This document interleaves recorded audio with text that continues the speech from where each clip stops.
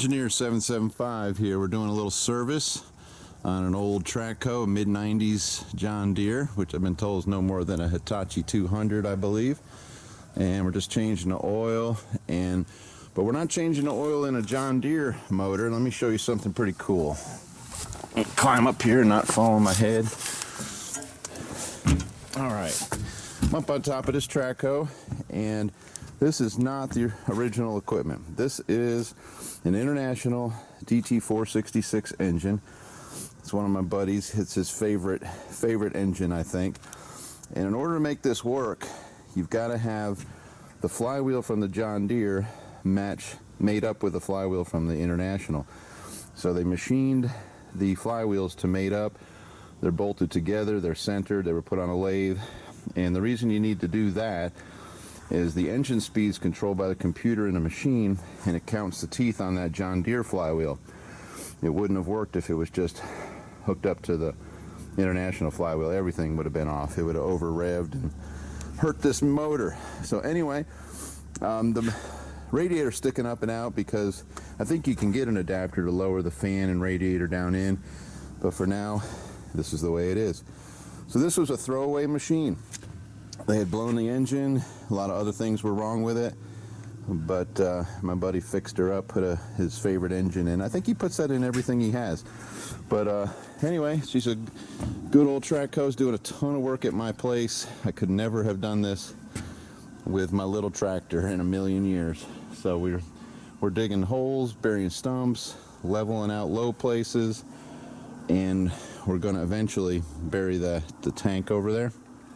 I'll do that. That's on another video.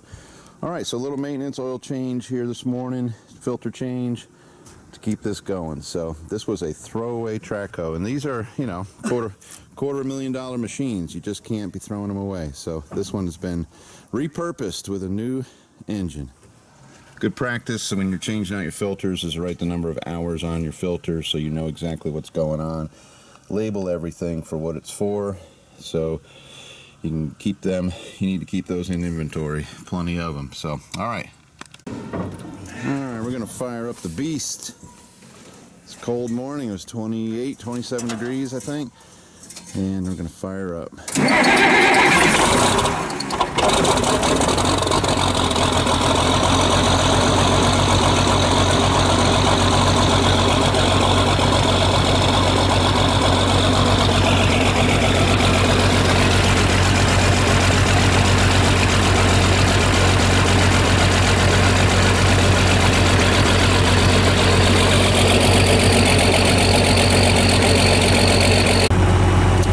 Engineer 775 wants to run the beast today. Think we should let him?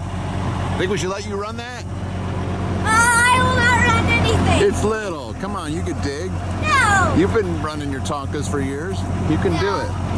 One of the cool thing about this machine, it might not look pretty, but that motor that we were talking about was actually donated to a local university as a training tool for the instructor to actually tear it down. The person supplied the motor and all the parts to tear that thing down and build it back up. And the deal was, he gets a new rebuild. He takes a chance because he's got students working on it. But they got a really good teacher at a local school that's really good diesel mechanic. And so you get a free rebuild out of it as long as you pay the parts and donate it. So that's what another cool thing about that engine.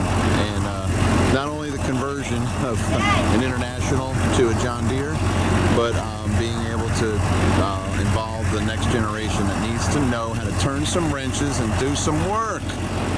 Okay, that's enough of my ranting about this. And all right, get to work, Scooby-Doo. Come on. We got holes to dig and trees to knock down.